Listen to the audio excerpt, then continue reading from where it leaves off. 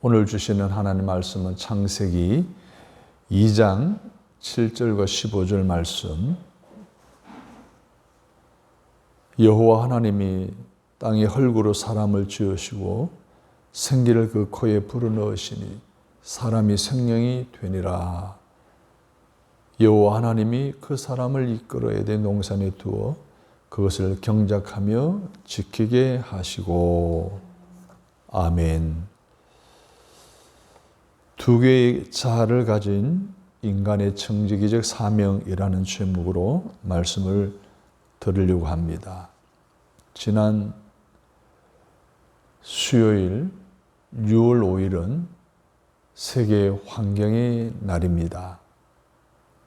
인류가 전 세계의 환경 문제의 심각성에 공감하며 그 해결을 위해 처음으로 머리를 맞댄 것은 1972년 6월 5일 스웨덴에 있는 스톡홀름에서였습니다.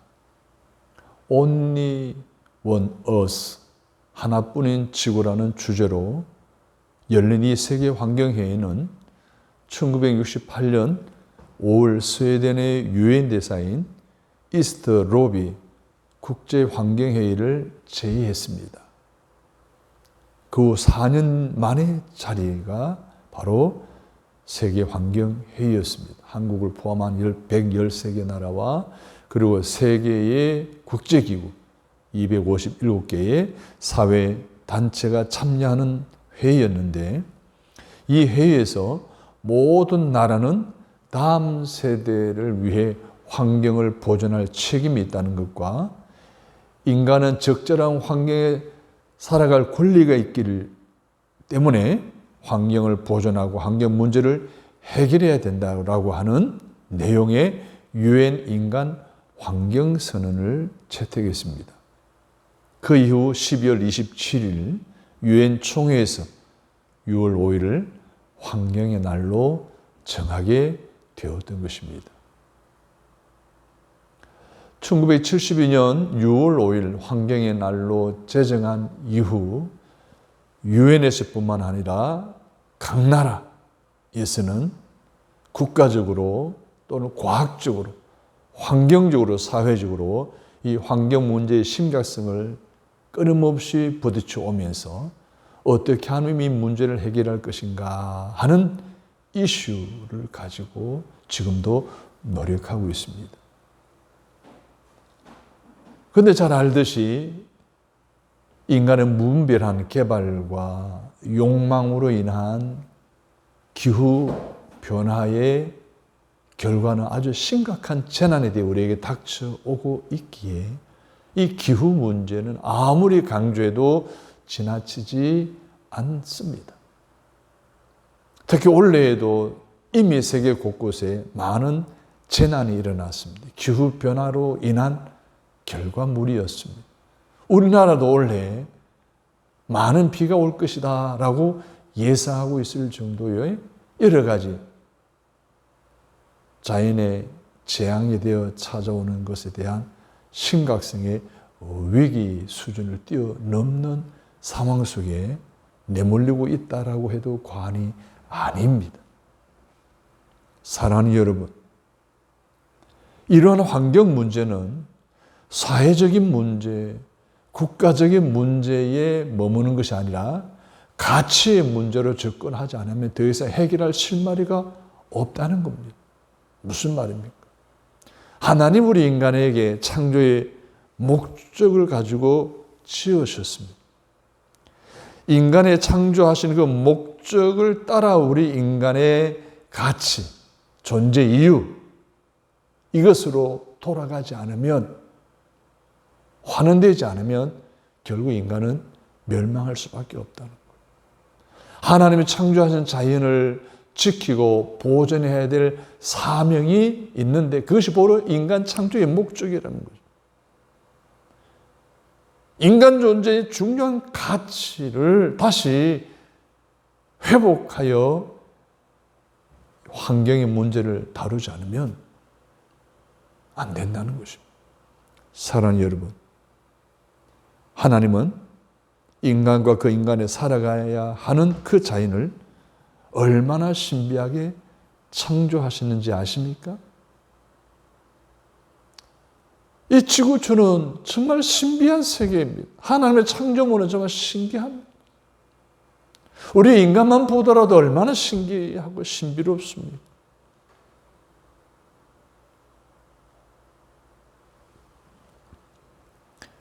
미 항공우주국의 제임스 레브로리라고 하는 지구화학자가 있는데 이분이 이런 말을 했습니다. 학문적으로 볼 때 지구는 황폐해져야 맞다는 거예요.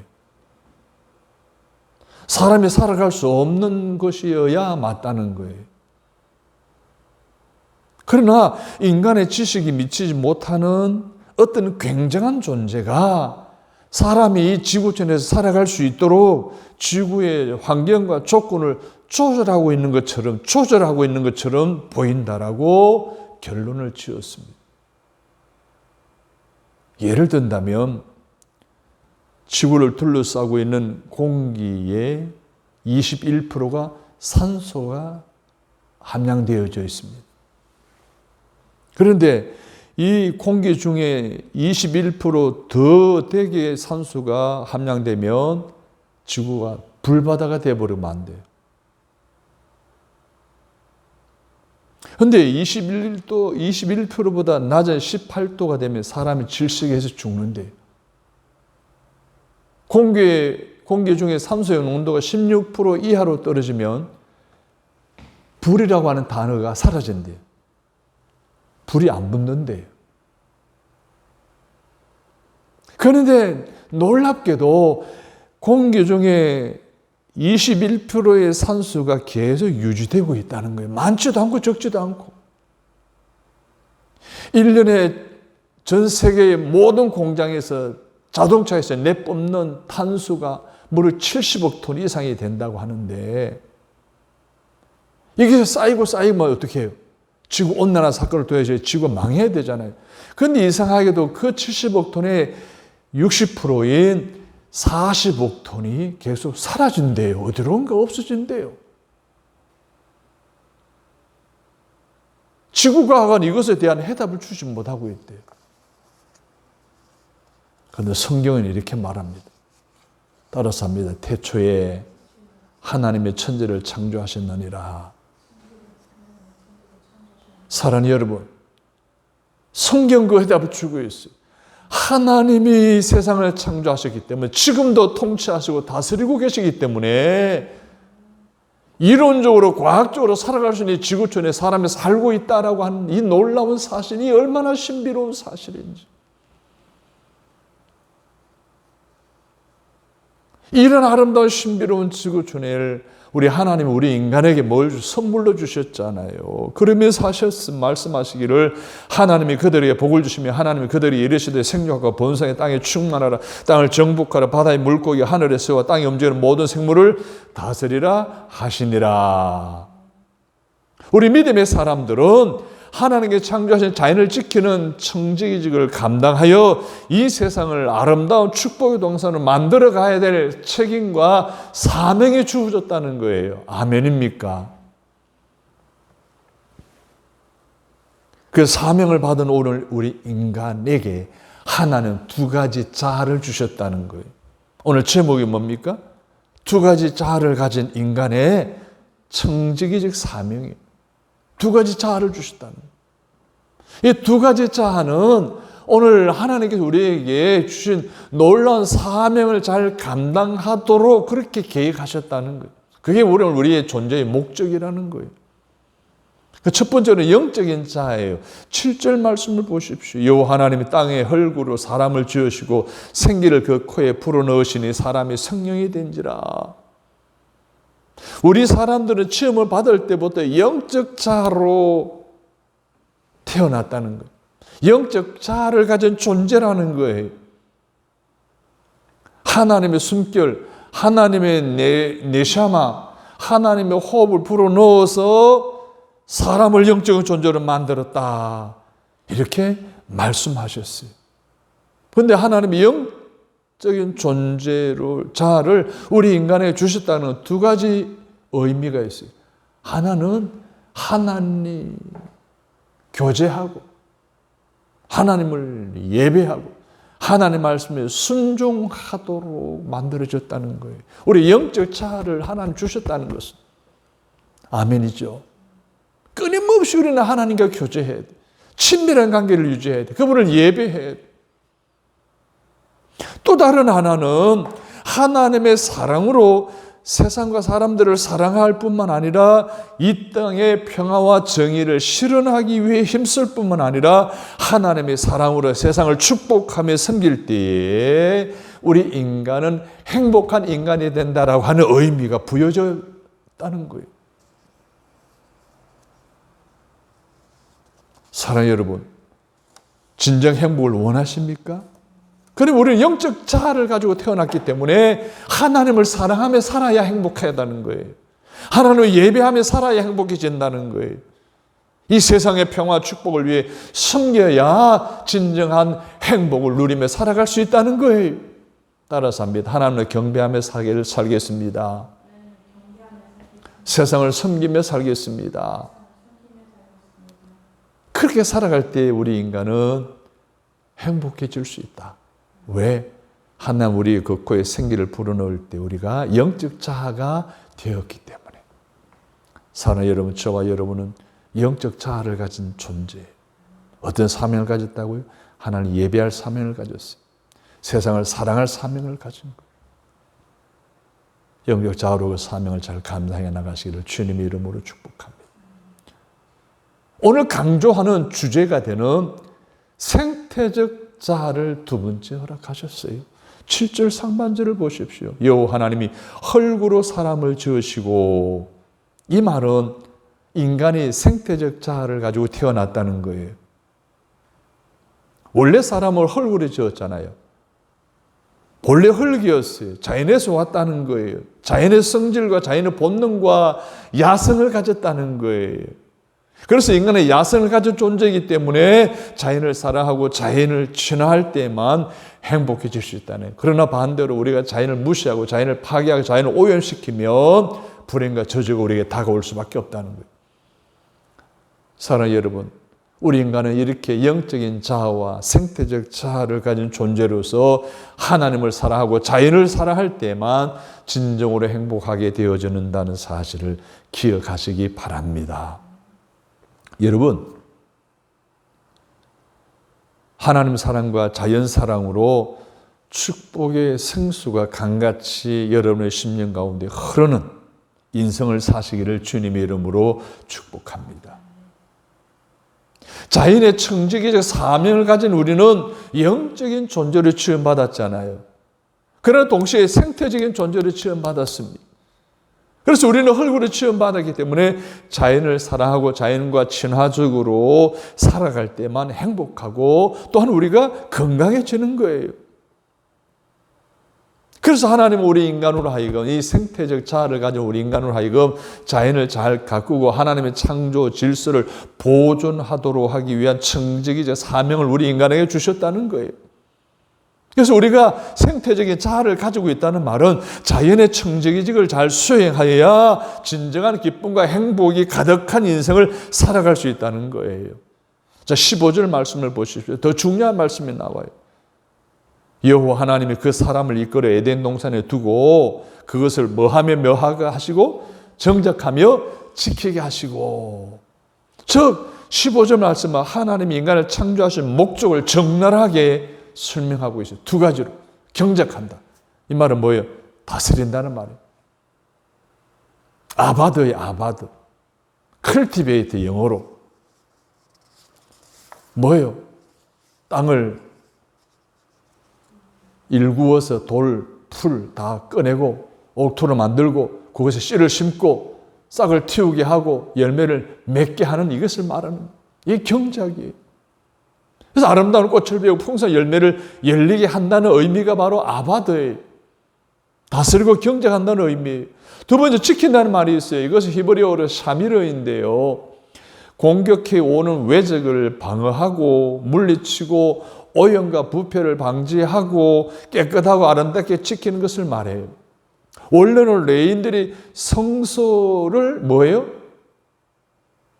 지키는 것을 의미하는 단어로 사용되어지고 있기도 해요. 성소를 섬기잖아요. 이 성소를 뭐해요? 외적으로부터 방어해야 되잖아요. 부패하고 오염되는 것을 방지해야 되잖아요. 그것을 하는 것이 바로 뭐예요? 삼위로예요. 이게 지킨다는 의미예요. 하나님께서 지으신 자연을 하나님의 성소와 같이 아름답게 만들고 훼손되거나 오염되거나 파손되지 않게 잘 보존하라는 말씀이에요. 성소에는 하나님 임재하시는 것처럼 이 자연에도 하나님이 임재하시는 것이기에 하나님의 성품이 잘 드러나도록 해야 된다는 거예요. 그러나 자연이 파괴되어지면 하나님의 성품이 드러나지 않잖아요.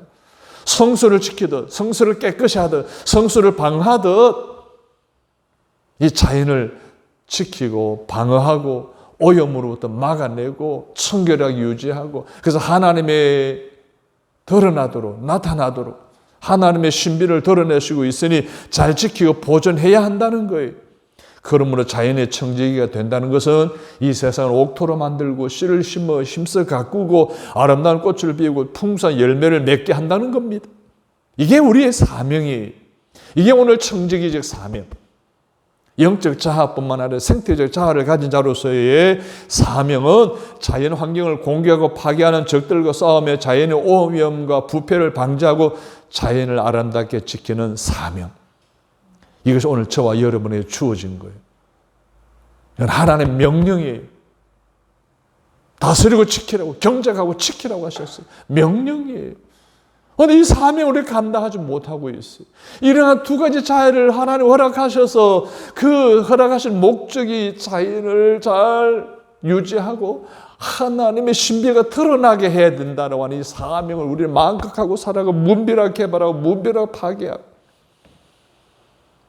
욕망을 채우기 위해서 누리기만 하고 관리하지 못하는 어리석음으로 현재 지구촌에는 몸살을 앓고 있지 않습니까?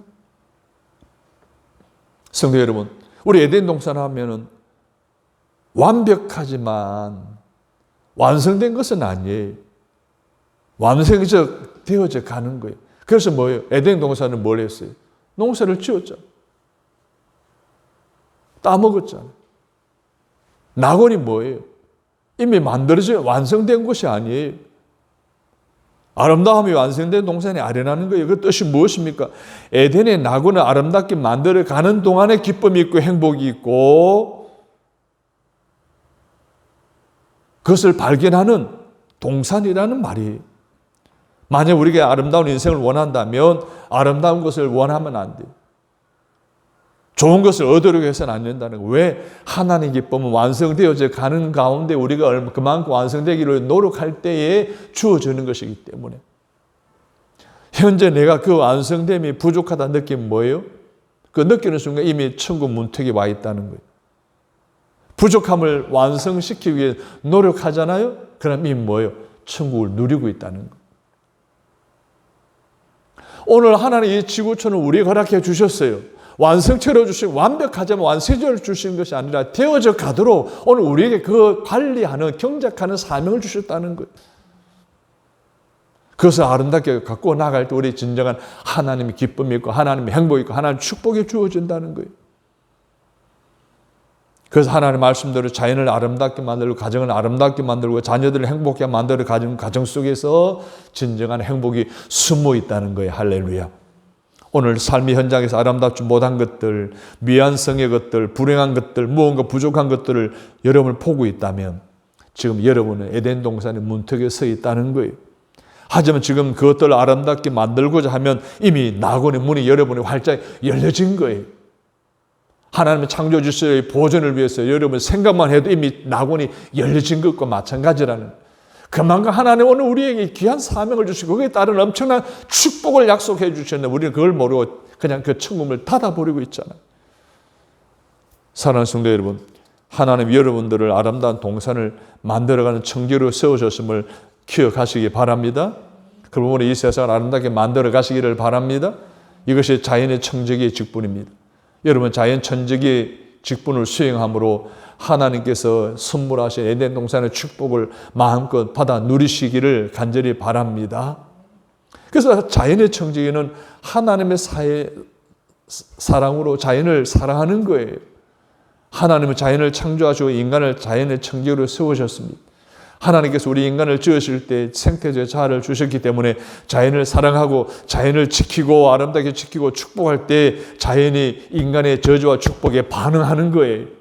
그래서 생태적 자아를 가졌다는 것은 자연이 인간의 축복과 성김에 반응하도록 하셨다는 것을 의미하는 거예요. 그래서 우리가 자연을 축복하면 자연을 아름다고 싱싱해지는 거예요. 자연을 저주하면 어떻게 되는 거예요? 그 저주가 결국 우리에게 저주로 다가온다는 거예요. 사랑하는 여러분, 자연을 축복하고 사랑하시기를 바랍니다.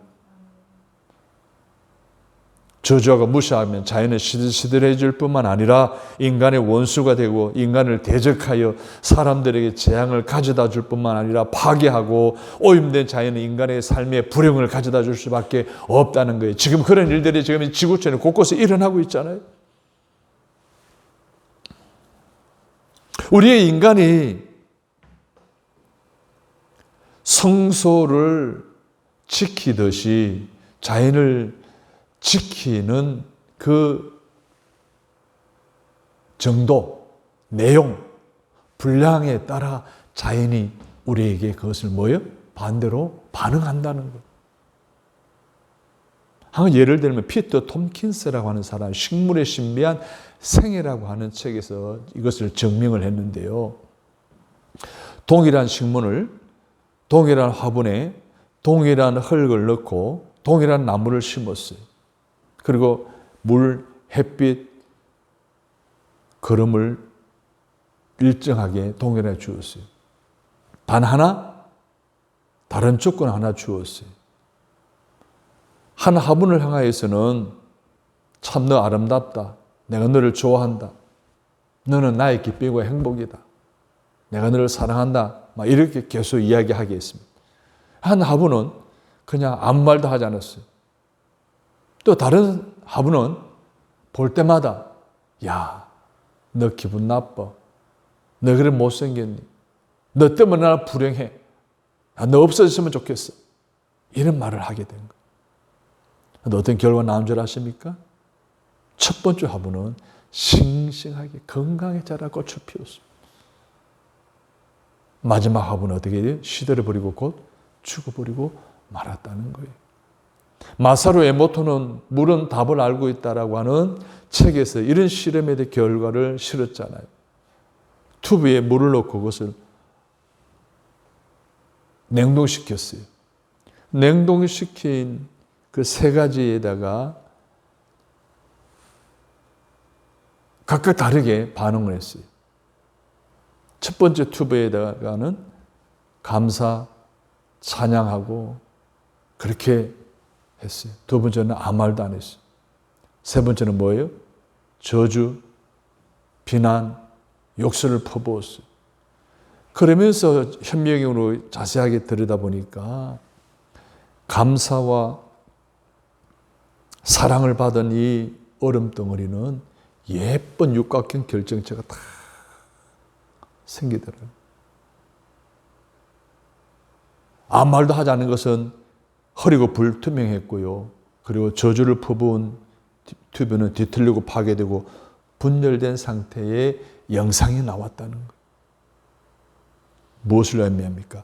하나님의 피조물은 사람들의 사랑과 저주에 민감하게 반응하도록 피조되었다는 거예요.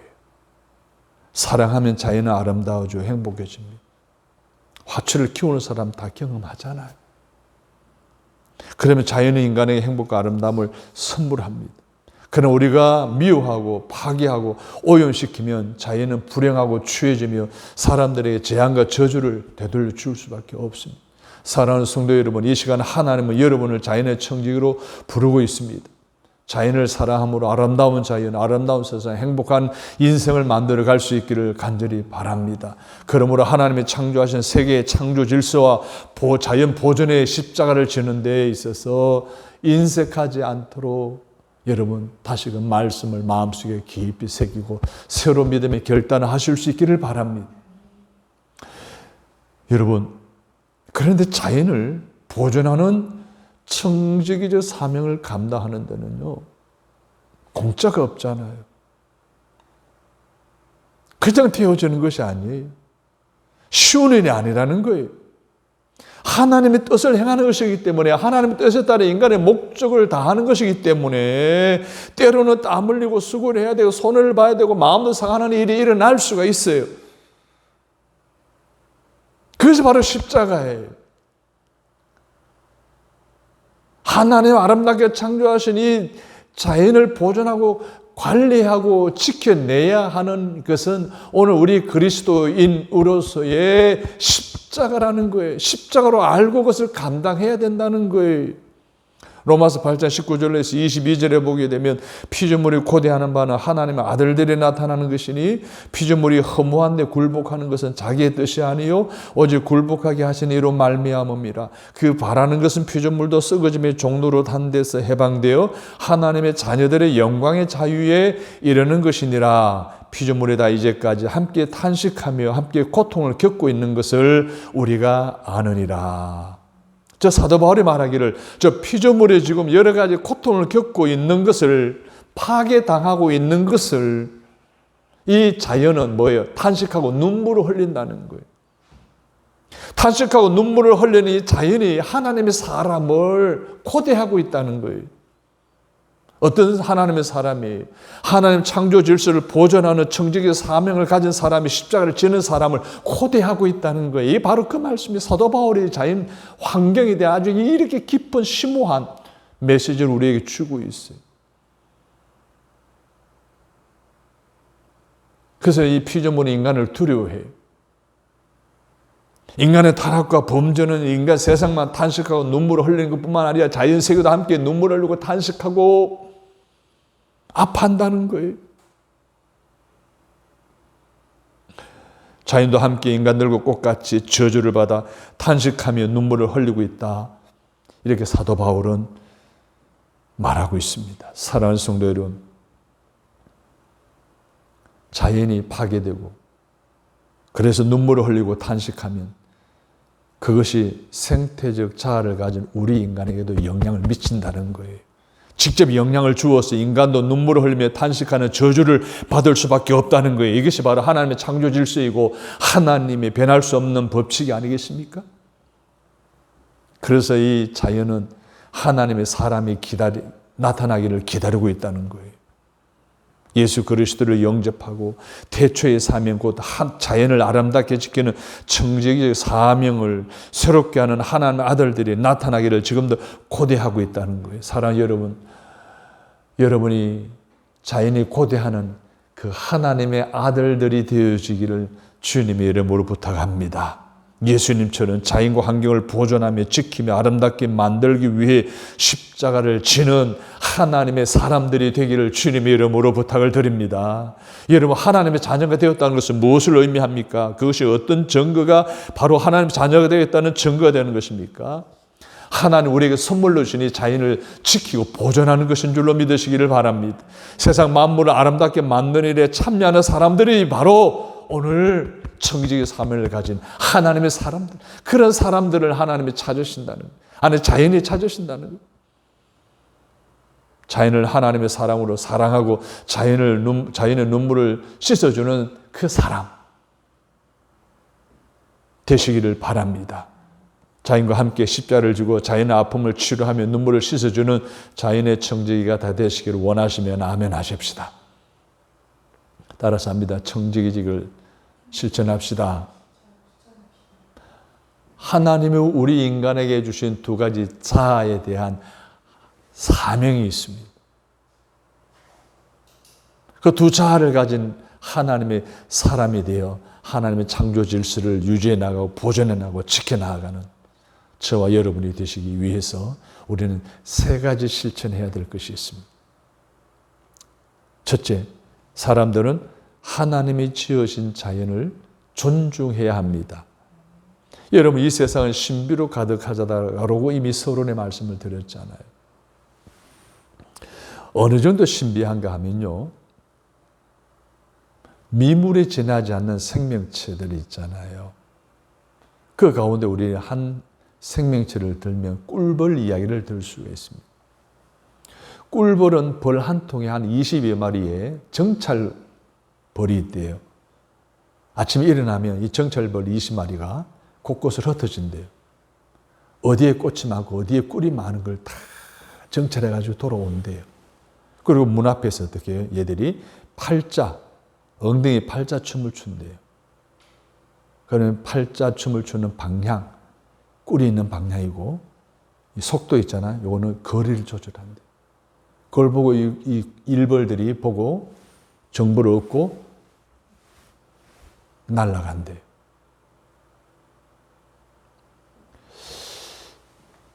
이 팔자춤을 추면서 의사소통한다는 것을 발견하고 논문을 써서 발표를 해서 노벨상을 받은 사람이 있습니다. 카를 폰 프리슈라고 하는 오스트리아 동물학자인데요. 꿀벌의 엉덩이 춤으로 의사소통한다는 것을 발견해 1973년도에 노벨상을 받았습니다. 꿀벌의 신비를 발견함으로 세계적 명성을 얻은 거예요. 여러분, 지금도 무궁무진하게 하나님이 창조하신 이 자연에는 신비한 세계, 신비한 것들이 감춰져 있어요. 그걸 빨리 발견하면 뭐예요? 노벨상 받는 거예요. 이 신비한 세계, 이 신비함이 가득 찬 이 세계를 우리가 존중해야 되지 않겠어요? 아껴야 되지 않겠어요? 관리해야 되지 않겠어요? 지켜야 되지 않겠어요? 그 말이에요. 하나님이 지으신 세상은 신비입니다. 자연 속에는 하나님의 지혜, 하나님의 지식, 하나님의 진리와 하나님의 아름다움이 숨겨져 있기 때문에 이 자연을 존중해야 된다는 거예요. 하나님 창조하신 이 자연을 말이에요. 자연의 청지기로서 사람들이 먼저 할 일은 자연을 사랑하고 존중하고 거기에 숨겨진 하나님의 신비와 자연 법칙을 발견하고 거기에 근거하여 자연을 아름답게 지키는 것인 줄로 믿습니다. 이것이 하나님 우리 인간에게, 하나님의 사람들에게, 자연이 고대하는 하나님의 사람들의 기대하신 하나님의 뜻인 줄로 믿습니다. 이것이 우리들이 살아갈 인생의 삶의 목표 가운데 하나입니다. 이것이 우리의 다름 아닌 신앙입니다. 이게 신앙이에요. 성도 여러분, 모든 자연을 존중하고 섬기고 아름답게 만드는 하나님의 청지기가 되시기를 주님의 이름으로 축복합니다.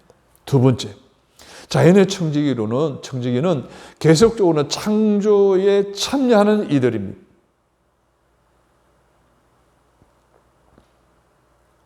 청지기는 주인에게서 받은 것만 그대로 지키는 거 유지하는 자가 아닙니다.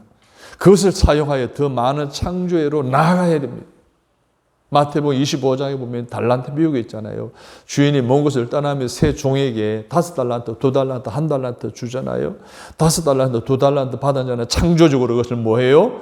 일해서 노력해서 배나 수익을 거두어 주인이 오실 때 내놓았어요. 그런데 1달란트 받은 자는 뭐예요? 땅속에 묻어도 그대로 가져온 보존해서 가져왔어요. 안전하게 지키기 위해서. 혹시나 손해볼까 싶었어. 굉장히 합리적이죠. 그러나 하나님 것은 어떻게 해요? No 했어요. 바깥에 얻어온 건데 내어 쫓으라고 하신 거예요. 청지기는 주인에게 받은 것을 창조적으로 더해 나가는 것인 것을 기억하시기를 바랍니다. 하나님은 아담을 창조하시고 그에게 창조적으로 에덴 동산을 아름답게 지키고 유지하도록 보존하도록 사명을 주신 거예요. 에덴 동산은 하나님께서 이미 지으신 낙원이지 않습니까? 그런데 하나님은 그 에덴 동산을 다스리고 아름답게 만들어 가라고 말씀하고 있는 거예요. 유지해 나가라고, 더 나은 아름다움으로, 더 나은 결과물로 창조해 나가라는 거예요. 농부가 아름다운 농토를 샀어요. 그것만 해도 얼마나 기뻐요. 근데 그 기쁨은 거기서 끝나면 안 되잖아요. 어떻게 해야 돼요? 거기서 일구고 씨를 심고 가꾸고 해서 수확을 해야 되잖아요. 계속 창조해 나가야 되잖아요. 기쁨을. 마찬가지. 우리가 보이는 자연은 그 자체로 아름답습니다. 그러나 하나는 그 자연 속에 숨겨진 신비와 법칙들을 발견하고 그에 따라 계획들을 세우고 하나는 보시기에 아름다운 자연으로 심고 가꾸고 열매를 거두는 일을 하라고 우리에게 명령하신 줄로 믿으시기를 바랍니다. 우리가 어디에 있든지 무엇을 하든지 우리는 하나님의 자연을 떠날 수 없습니다. 우리는 하나님의 자연을 아름답게 창조하시는 하나님의 동력자들임을 기억해야 됩니다. 자연을 훼손하고 오염시키고 더럽게 만드는 것은 사탄의 일입니다. 여러분, 사탄이 시킨 일, 사탄이 원하는 일을 해서는 안 해야 될 줄로 믿습니다. 오늘도 자연을 아름답게 창조하는 하나님의 일에 여러분 참여하셔서 창조적인 사역을 잘 감당해 나아가는 저와 여러분이 되시기를 주님의 이름으로 축복합니다. 세 번째로 마지막 중요한 것이, 그럼 우리가 구체적으로 어떻게 실천해 가야 되는가? 첫째로는요, 재활용하는 것을 습관화해야 됩니다. 음식 쓰레기를 만들지도 말고 버리지도 말아야 됩니다. 나무를 심고 가꾸어야 됩니다. 농약을 쓰지 않도록 가능한 한 적게 쓰도록 해야 됩니다. 자동차의 매연을 지키기 위해서요, 대중교통을 사용해야 됩니다. 어디를 갈 때마다 쓰레기 봉투를 가져와 쓰레기를 주워오는 습관을 가져야 됩니다. 무공해에 가까운 세제를 사용하도록 해야 됩니다. 일회용품을 사용하는 것을 자제해야 됩니다. 머그컵 사용해야 된다. 쇼핑 가방을 들고 다니는 건 자연스럽지 않습니까? 우리는 조금 덥게 그리고 조금 춥게 사는 법을 생활해야 됩니다. 여기서 중요한 게 있어요. 자연을 보면서 축복해야 됩니다. 감사하는 말을 하는 것을 생활해야 됩니다. 그리고 12번째로 자연을 보존하는 것은 하나님의 구원의 목적 가운데 하나임을 기억해야 됩니다. 아주 중요한 부분이죠. 13번째로 자연을 통해 주시는 하나님의 생기를 받는 훈련을 해야 됩니다. 우리가 산에 가면 공기 시험하면 숨호흡 하잖아요. 바다를 보면 숨호흡을 하잖아요. 하나님의 생기를 받는 생활을 해야 돼요. 그리고 또 하나는 자연을 즐기는 습관을 가져야 돼요. 아름다운 자연을 보고 누리고, 그죠? 여행하고 등산하고 바닷가 걷고 아름다운 자연 찾기 등을 생활해야 됩니다. 생활하고 돌아올 때는 꼭 쓰레기를 가지고 돌아오는 이런 다양한 우리 생활 속에 신음하는 이 지구촌이 고대하는 아들들이 어떻게 살기를 바라는지를 우리가 배웠잖아요. 그 하나님 아들들답게 신음하는 이 지구촌에 신음하지 않도록 생활을 구체적으로 실천하여 하나님이 창조하신 아름다운 자연을 계속 보존하고 유지해 나가는 후손들에게 물려줄 수 있는 저와 여러분들이 다 되시기를 주님의 이름으로 축복합니다. 하나님 아버지, 인간의 영적 자아, 생태적 자아로서의 청지기적 사명을 감당하고 실천하는 사명자들이 되어지기를 원하셔서 오늘 우리에게 이 귀한 말씀을 주심을 감사합니다. 이제 이 말씀을 실천함으로 하나님을 기쁘시게 해드릴 수 있는 사명자가 되기를 원합니다. 성령이 깨달은 대로 살게 하옵소서. 영적 자아, 생태적 자아를 가진 자로서 경적하고 지키는 일에 앞장서 나아가는 하나님의 아들들 되게 성령이 도와주옵소서. 그 지구촌이 회복되어지게 하시고 지구촌이 몸살 앓지 않도록 하는 일에 앞장서는 우리 그리스도인들 다 되게 하여 주옵소서. 예수님의 이름으로 기도합니다. 아멘.